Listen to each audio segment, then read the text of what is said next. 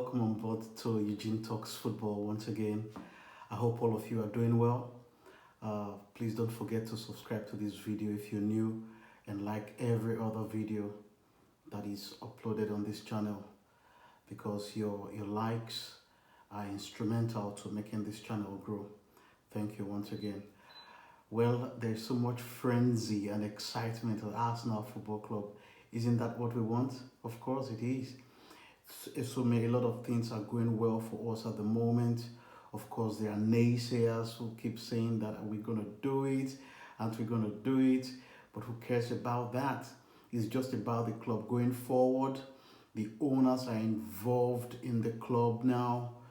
Everything is just going on well. The project is on point. Players are returning from injury at the right time. We have managed to go through to the next phase of the Champions League, and we are top of the Premier League. What more can we say? It's all about frenzy, joy, and excitement at Arsenal Football Club. That's all we want. That's all we crave for. You know, the disappointments of the past, you know, how hard it is to be an Arsenal fan. If you're an added Arsenal fan, you know what I'm talking about. But those times have passed. So we must be excited. It's something that we should be happy about. You know, keep doing what we're doing, backing the manager, backing the players, and of course the crowd at the Emirates. There's so much energy. There's so much energy at the Emirates Stadium, and it's really propelling the players to do well. And that is a factor in every team. The home the stadium must be a fortress to every opponent that comes.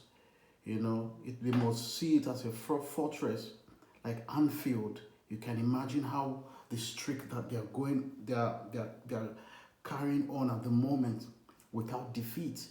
You know, that is what should be introduced at the Emirates. You know, where every opponent that comes to our stadium will know that they are coming for battle, they are coming for war, and I can see signs of that at our football club. And we have a good sporting director who was also an ex-player at the club, and in fact, everything is going well. Without wasting much time, we have to go to the business of the day. Remember, I told you that in my next video I will do an analysis on the game, the Champions League game on Tuesday, where Arsenal managed to go past FC Porto in the penalty shootout after we won the game by a goal to nil, which kept it at 1-1 on aggregate. Remember, we lost the first leg in Portugal by a goal to nil, so we advanced to the next stage via penalty shootout, where David Raya pulled up heroics, making 2 saves in the shootout. What an emphatic performance from our undisputed #1 goalkeeper. You would all agree with me when I say he's our undisputed #1 goalkeeper. Credit to Aaron Ramsdale. I still don't think that he's. I still believe that he is good enough to be #1, but unfortunately, I don't think it should be at Arsenal Football Club. Yeah, let's talk about the game, Arsenal FC Porto. It was an intense game as expected. You know, I made an analysis of it in my match preview, and it was exactly how I anticipated. But yeah, like we always say, there's a new energy in the team at the moment. You know, everything is going on well. Their mentality, their show of character, their show of leadership, you know, desire. You know, they want it more. So that spirit is enough to get a team over the line. Even when you have your off day, you're not playing well as you used to. but you should have enough to go through every circumstance, and that's exactly what the team did on Tuesday. And let's talk about the stats of the game. Um, Arsenal had 13 shots on the night to FC Porto's 10 shots. Uh, Arsenal 4 shots on target, while FC Porto had 3 shots on target. 58 possession to Arsenal and 58% possession for Arsenal and 42% possession for FC Porto. 570 passes to FC Porto's 418. 81% accuracy for Arsenal to FC Porto's 70%. 18 fouls for Arsenal, 20 fouls for FC Porto. 2 yellow cards Arsenal, 1 for FC Porto. 3 offsides apiece, 9 corners to Arsenal to FC Porto's 1. That is the match statistics, and at the end of that game, Arsenal is in the quarterfinals of the Champions League, joining Real Madrid, PSG, Borussia Dortmund, Bayern Munich, Atletico Madrid. Yeah, making it 8 teams who have progressed to, and of course PSG, who have progressed to the quarterfinals of the UEFA Champions League. I'll talk about that in a bit. We have a little bit of a transfer update coming up just a few hours ago. According to Fabrizio Romano, we all know Fabrizio Romano. He's a reliable source when it comes to transfer news. As we all know, David Raya, new number 1 goalkeeper, is at Arsenal on loan. He's been on loan since the start of the season, and there is news that David Raya will become the first Arsenal signing of the summer. According to Fabrizio Romano, he has confirmed this. Is when Arsenal moved for Spain international Raya last summer, the Gunners already boasted Aaron Ramsdale between the sticks, though manager Mikel Arteta and sporting director Edu saw fit to sign an upgrade. You know, going back to the start of the season, fans were in discontentment as to whether Raya has enough quality to what's the right word now? Enough quality to unseat Ramsdale as Arsenal's number 1 goalkeeper. To be honest, I was also one of those who thought there wasn't much difference in quality between the two. But as the season went on, it is becoming increasingly clear that Ramsdale is a much better goalkeeper, thereby proving Mikel Arteta's decision to be spot on. You know, a lot of times it's always that is either Mikel Arteta is having it wrong at some point or is not getting it right. But we always come to terms with the fact that he knows what he is doing. Look at Kai Havertz. He had a lot of sticks from the start of the season. Why we had to spend 65 million to get him across London from Chelsea, but he has been proving himself so far with some couple of goals, and he's been involved in the team. Let's not take that away from Mikel Arteta. But it is also worthy of note that Arsenal is still short in the team. There is the need for us to bolster our forward line, because since the past seasons, Since Aubameyang left Arsenal, to be precise, we've not had a proper number 9 apart from Gabriel Jesus. And we all know that Eddie Nketiah is way below Arsenal standard. I'm not trying to take anything away from him, no, not trying to disrespect him, but we must be honest. Eddie Nketiah is not that striker that will lead Arsenal to the next level. At least the standard that we have created, the standard that we have put ourselves in, we should move past Eddie Nketiah.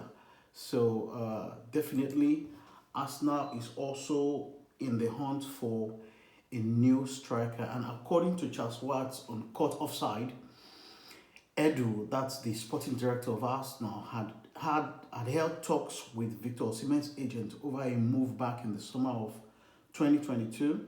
The Gunners are in the market for a new striker as per recent reports, and the Nigerian could well become a key part or a key target, although he has a humongous price tag. Victor Osimhen is one of the coveted striker names on the list of many top clubs, probably including Arsenal.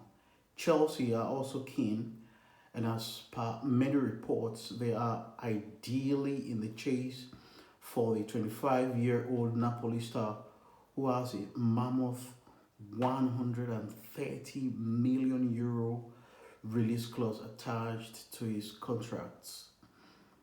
So we all know that Arsenal is in the hunt for a striker, undermining the fact that whenever Mikel Arteta is asked in press conferences, he always backs the attacking power that he's got, that the attacking power that the current Arsenal squad has is enough to score the goals that Arsenal need progressing in the season. Of course, that's why we didn't eventually sign a striker in January, but it is very likely that in the summer we will go for a real number 9 to keep challenging. You look at Man City, they have Erling Haaland.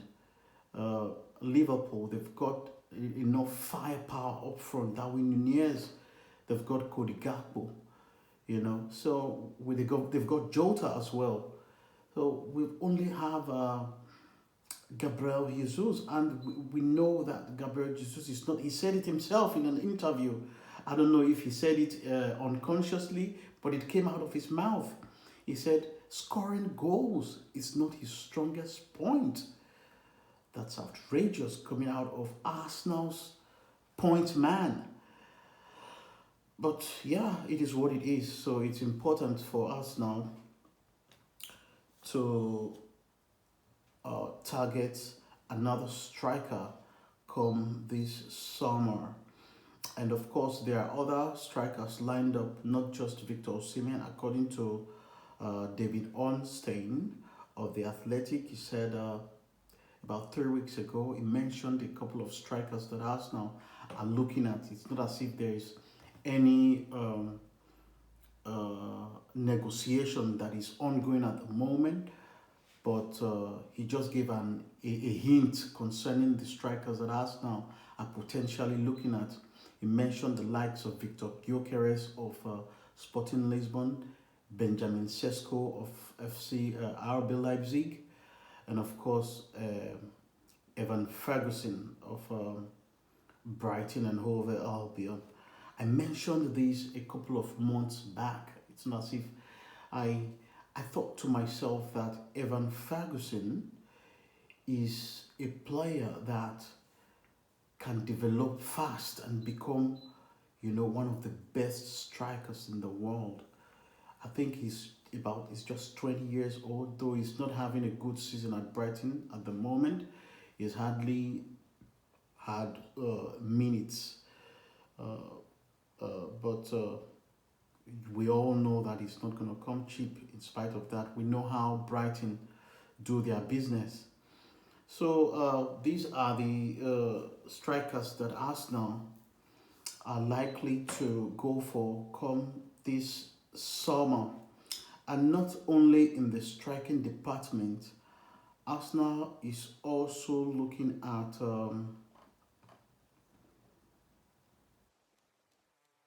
to bolster our midfield. We all know that Thomas Partey and Jorginho are in the last phase of their contract. They just have this season left to run out their contract, but there is talks that there is the possibility of Jorginho extending his contract by a year or two, and it's evident that of his recent performances for Arsenal, he's been a key part of Arsenal's season so far, especially in this close stage of the season, this crucial stage of the season. So, and it's enough reason to consider extending his contract. But as a football club that is challenging for the long term, it's important to also look at the areas of longevity, where we need younger players. So Arsenal, because of that, Arsenal is looking at Real Sociedad midfielder Martin Zubimendi. I haven't really had clips of that a player, but for me, I think that in the Premier League, you need players in the middle of the park who have got the energy, the strength. You cannot compare the La Liga to the Premier League. And looking at Martin Zubimendi is a bit too lightweight for my liking. I'm not saying he's not a good player technically. He's got good passes, and he can hold that. He can play in that number 6 role, and of course allowing space for Declan Rice to move forward. As we can see, he has been scoring goals for the football club, so it's important to give him that chance to move forward, where we have another player in that number 6 role. So yeah, that's the bit of the transfer news for today. So let me know in the comment section what you think about Arsenal's potential transfer business in the summer. If you're satisfied, make your points known in the comment section, and don't forget to like the video, hit the subscribe button. And before we end this video, there is a worrying news I'm hearing about the FC Porto, the game Arsenal played on Tuesday in the Champions League, about FC Porto's, the comments made by the manager of FC Porto in his post-match press conference, when he said that Mikel Arteta insulted his family. I find it difficult to believe that. What reason has Mikel Arteta got to insult your family? And there's news emerging that he made this same comment last season and the season before. Whenever FC Porto gets knocked out of the Champions League and you get at the manager, that's really, really surprising. But anyway, that's his problem. I'm sure Mikel Arteta, of course, it's confirmed that Mikel Arteta already denied that, so we move forward. Sergio Conceição is not the element that's going to bring down the vibe that is going on at Arsenal. So we just need to keep going. Had it not been for the international break, I would have just suggested, if my voice would be heard, that these guys go for another winter break in Dubai. But the international break is here, so players have already been invited for their respective teams. So A lot of Arsenal players will be featuring for their national team, so there won't be that chance for them to be together. Otherwise, it will be just because we are playing our next game on the 31st of March. That's about uh, 17 days in between. So it's enough to go on a break. But it is what it is. I just believe that the boys are keeping shape, and they have instilled more confidence in them after that epic victory at the Emirates on Tuesday night under the lights. That is very, very important. So that's the video there.